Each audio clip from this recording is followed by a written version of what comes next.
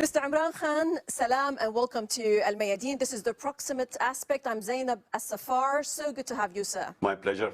Allow me to start, sir, by asking you, the internationally acclaimed American linguist / philosopher Noam Chomsky's impression about you is, quote, if Imran Khan were running, I will take time to vote for him. I don't think anything happened that justified his expulsion from the political system, unquote. Today, at least 77 court cases have been filed so far against you. This is the latest update and counting, perhaps. Who is behind these cases? Is there a specific side or person that you can name, sir?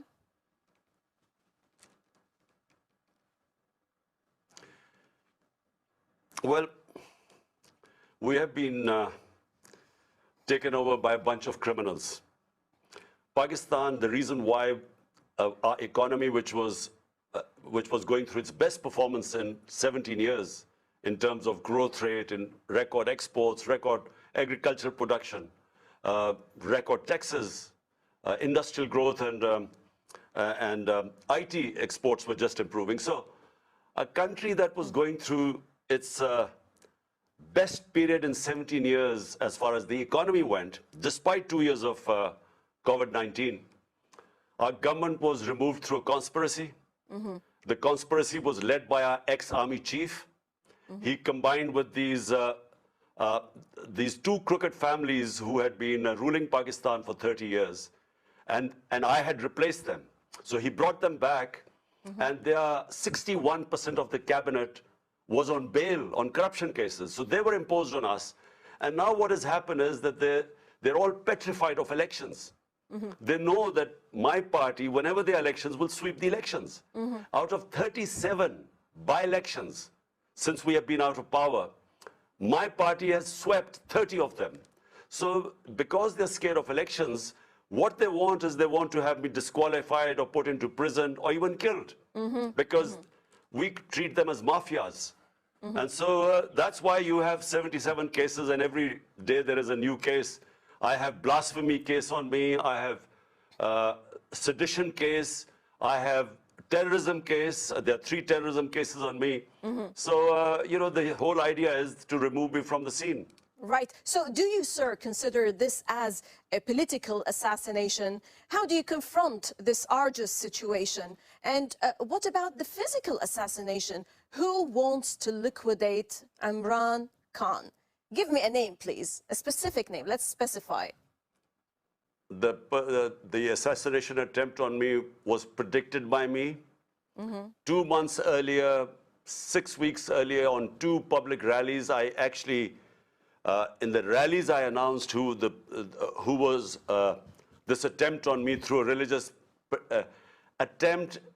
The decoy was supposedly a religious fanatic, but the people behind them were these 2 families, these mafias, and one of the intelligence agencies guy, which I named. Once I survived the attempt, I named this guy called General Faisal, who is in the ISI, and our intelligence agency, and then there's the Prime Minister and there's the Interior Minister. Both the Prime Minister and Interior Minister have been involved in extrajudicial killing. Both of them have blood on their hands, and for them, assassinating an opponent was not going to be anything new, but joining them was this intelligence officer, General Faisal. These 3 were responsible. To add to all this, a prohibition order by Pakistan's Electronic Media Regulatory Authority to ban the broadcast of your speeches / press talks on Pakistani TV channels. Wow, I mean, why do they fear you that much? Anyways, what is, sir, your message to the people of Pakistan and to the world as a whole through Al Mayadeen today? They're banning me because they're scared that we are now going towards elections. Elections are in 60 days' time, and the Supreme Court has announced election in the 2 of our provinces, which is 65% of Pakistan. The elections are in 2 months' time. So the reason why they banned me is because they don't want me to campaign. And why they don't want me to campaign? They are scared. Because, as I repeat, out of 37 by-elections, where the government had been supported by the government machinery, by the administration, by the establishment, by the election commission, despite, and all parties on one side, 13 parties on one side, my party beat all of them in 30 of 37 elections. So they're all scared. And that's why they want me out of the way. Let's shift some gears and talk about the foreign policies. Mr. Khan, you have rejected the request of the EU ambassadors to voice an anti-Russian stance vis-à-vis the Russian military operation in Ukraine. How do you see the future of Pakistani-Russian ties and between East and West? Where does Imran Khan stand today, especially with the burgeoning of the China-Pakistan economic corridor? Well, look, first of all, you know, foreign policy is made for the benefit of the people of your country. So national interest means the interest of the people of your country. And foreign policy should protect the interest of your country. So when the European Union ambassadors asked me publicly, which is unprecedented, it's against diplomatic norms, they publicly asked me to condemn the Russian invasion of Ukraine.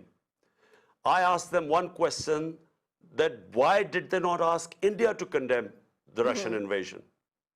Because India is a partner, an ally of the United States in what is called the Quad. So it's a strategic ally. So why did they not ask India? Why did they ask Pakistan? So that was my number one point, which is bizarre. I mean, how dare they interfere in our internal politics? Secondly, my idea of international relations, as I've just said to you before, are the 220 million people of Pakistan.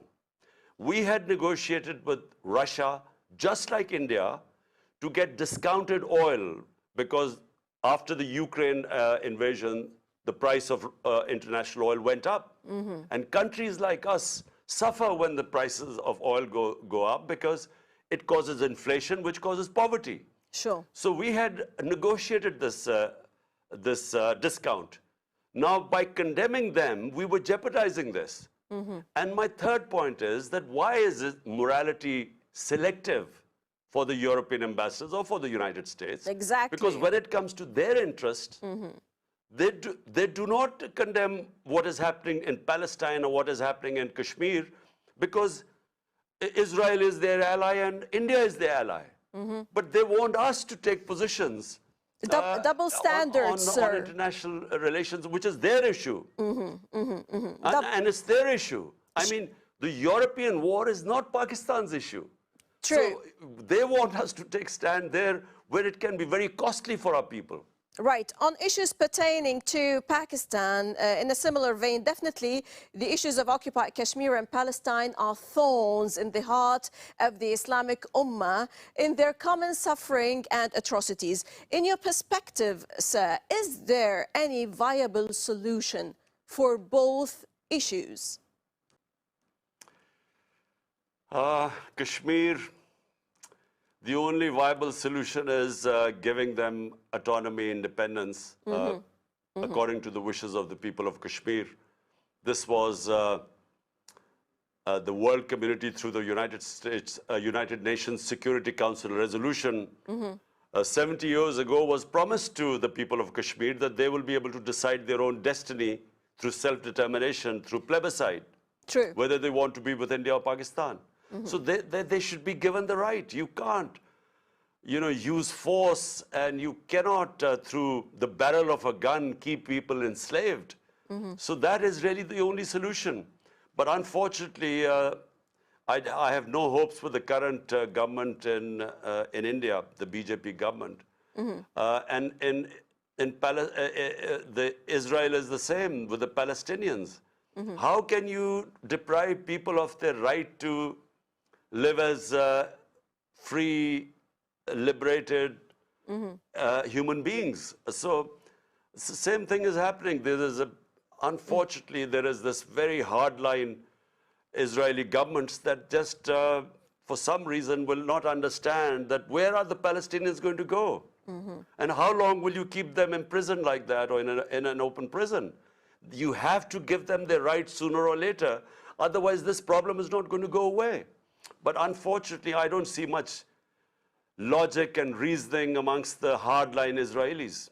Right. Now, sir, Mr. Khan, Craig Murray, former British ambassador, I'm coming back to your matters internally, tweeted that the CIA's deposing of Imran Khan as Prime Minister for his opposition to the US drone campaign operating within and from Pakistan is probably the most underreported story of the last couple of years.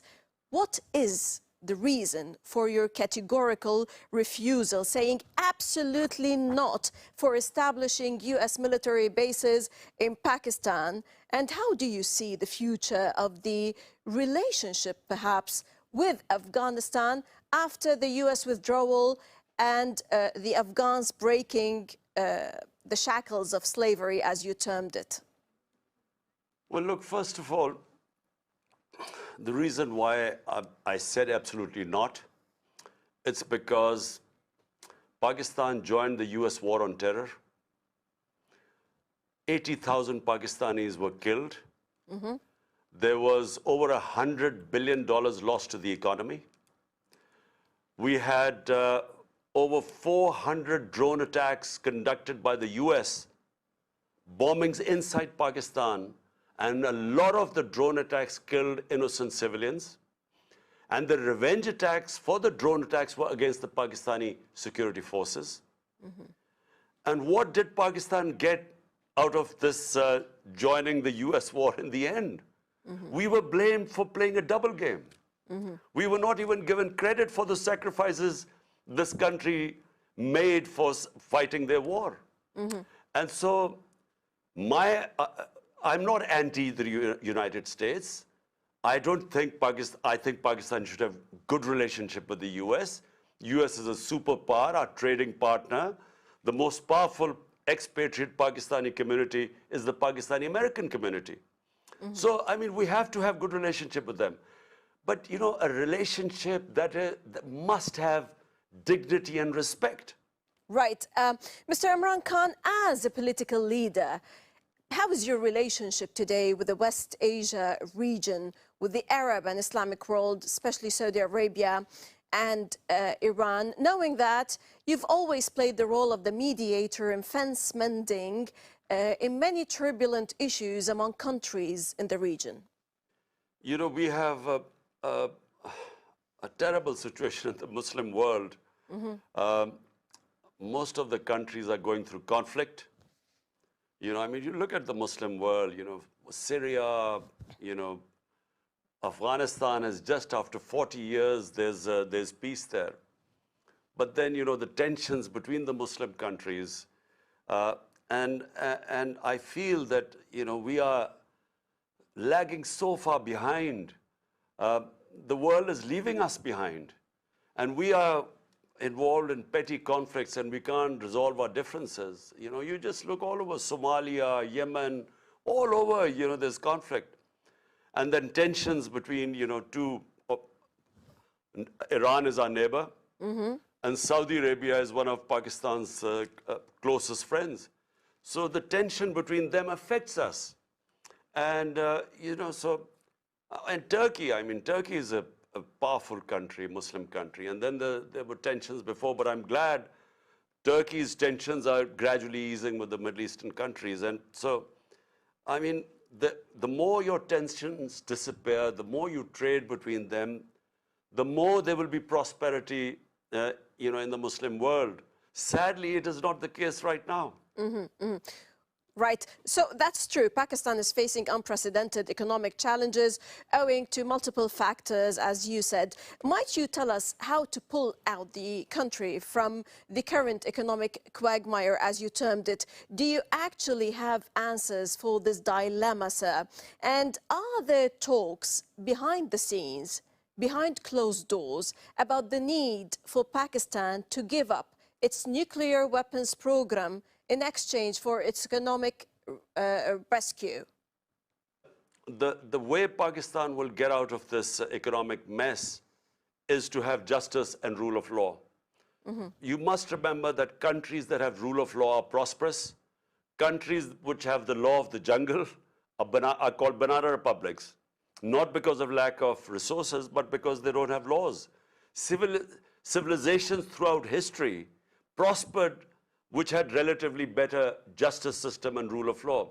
So Islam, when it prospered and when what we call the golden age of Islam, it was when our Prophet Muhammad sallallahu alaihi wasallam set up the state of Medina based on a justice system of rule of law. And it is rule of law that liberated the people. And that's how they became world leaders.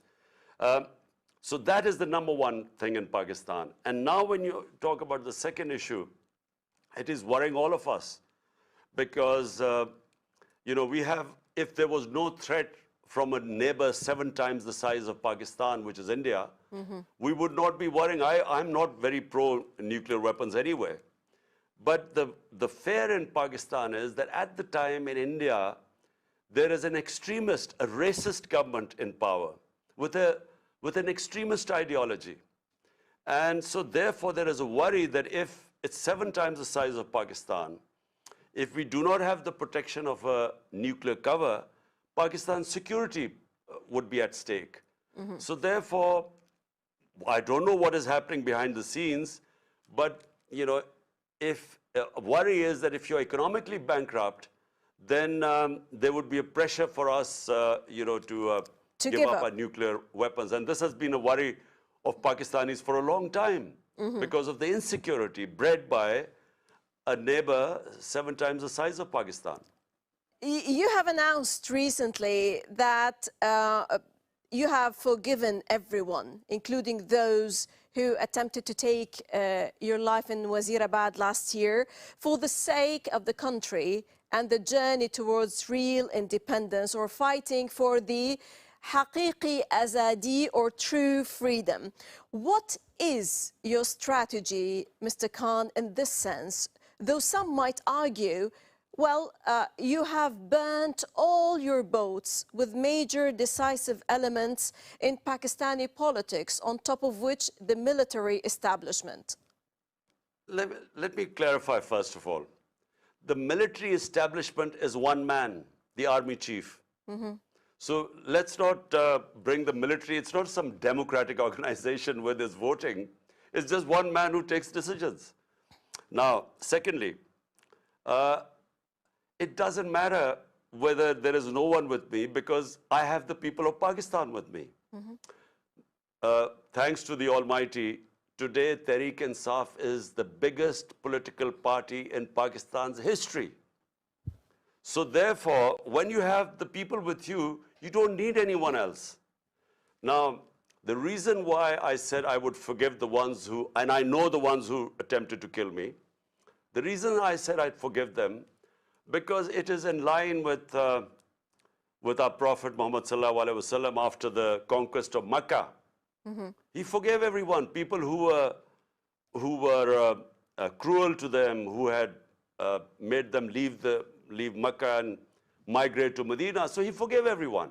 So therefore, similarly, I mean, it's not about me, it's about my country. So therefore, I can forgive those who were cruel to me or tried to kill me. But what I said you cannot forgive are the ones who have stolen money from the people of Pakistan, who've done corruption. You can't forgive them because that money belongs to the people of Pakistan. My last question for you, Mr. Imran Khan, if you review and assess your political approach, have you made many mistakes? Where and what mistakes have you done? And what have you learned? What will you offer to Pakistan if you return to power? Look, I mean, you make all the mistakes all the time. We humans are humans, different to the angels, because we make mistakes. But successful human beings always learn from their mistakes. So the biggest mistake I made was that I believed that the ex-army chief, who was then the army chief when I was a prime minister, I believed that he was working for the same, for Pakistan, just like I was. I felt that his interest and mine were aligned. And so I trusted him completely. And I gave him an extension. But then I realized that he was actually, not with me. He was working for these crooks. And these are the crooks. He did a conspiracy to remove me and bring them back again. So it's made me understand that, sometimes I've always been a trusting guy. I trust people. But, the mistake I made was I thought his and my objective were the same. And so therefore, it was a big mistake to trust him completely. And he brought this country now to its knees. So, that's the biggest lesson. And secondly, never compromise on the rule of law. Because I did not have enough power. As a prime minister, I did not have the Accountability Bureau. I just wasn't, it was a coalition government, a weak government. I did not have the power I needed to impose the rule of law. So I would never take, so the lesson is, I would never take power again or form government again if I did not have the power to impose rule of law in Pakistan. Excellent, Imran Khan, former Premier of Pakistan, definitely a man of consequence. Thank you very much, sir, for joining us from the Pakistani city of Lahore. Definitely, and definitely also for your transparency. Pure pleasure to have you, sir. Thank you very much. Always a pleasure.